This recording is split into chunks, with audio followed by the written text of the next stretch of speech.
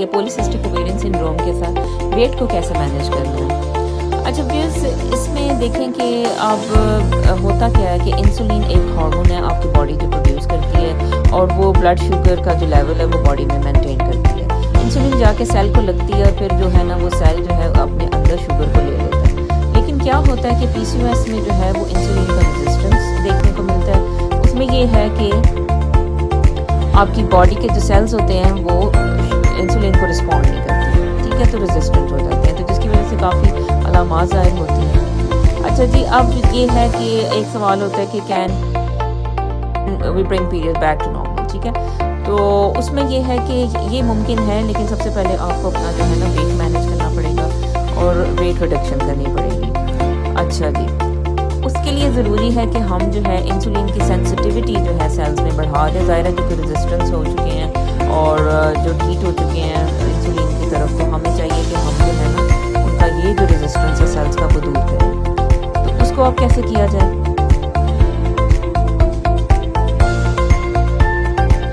अच्छा, तो आप ये भी देखते हो कि जो पीसीओएस है उसके साथ वेट का जो कम करना है वो बहुत मुश्किल हो जाता है, लेकिन फिर भी हम कुछ स्ट्रैटेजीज अपनाएंगे जिसकी वजह से ये होगा कम। तो इसमें सबसे पहले ज़्यादा फाइबर लें। अब फाइबर में क्या है जी, सब्ज़ पत्तों की जो डिफरेंट वेजिटेबल्स हैं वो शामिल हैं। आप ये जिसमें ये बंद गोभी, ब्रोकली, ये सारी आ गई, फूल गोभी भी इसमें शामिल है। अच्छा जी, बादाम वगैरह और नट्स जो हैं वो भी शामिल हैं, और हलवा कद्दू ये आपने देखा कि ये भी शामिल है इसमें। अच्छा, तो इसके अलावा शुगर का इंटेक जो है ना आपने कम करना होता है। ये नहीं कि कोला ड्रिंक्स और ये जो आप खाते हैं बहुत ज़्यादा मीठी चीज़ें बेकरी की वो नहीं खानी होती। लीन प्रोटीन खाएं, अच्छा, जिसमें चिकन शामिल है, मछली और अंडे शामिल हैं।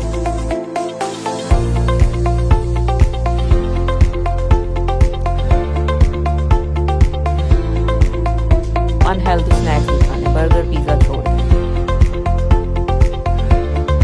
ऐसे फूड जो कि इन्फ्लेमेशन कॉज करते हैं वो नहीं खाने, जिसमें कि शुगर वाले फूड जो हैं सबसे टॉप हैं। और इस इन्फ्लेमेशन को कम करने के लिए जो खाना है उसमें सिट्रस फ्रूट्स हैं, ऑलिव ऑयल है, और ऑलिव्स इटसेल्फ एक बहुत ज़बरदस्त खुराक है। जिंजर है उसमें शामिल है। इसके अलावा सौंफ का इस्तेमाल करें, ज़ीरे का इस्तेमाल करें।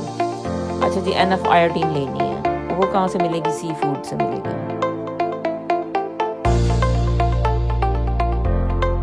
विटामिन डी जो है अक्सर ऐसे लोगों में कम देखने को मिलता है। विटामिन डी पे ध्यान दें, मछली खाएं, या फिर ये है कि विटामिन डी अपने डॉक्टर से लिखवाएं, या वैसे बाजार में जो सप्लीमेंट विटामिन D3 के मिलते हैं वो खाएं। एक्टिव रहना पड़ेगा, एक्सरसाइज करनी पड़ेगी, वॉक करनी पड़ेगी।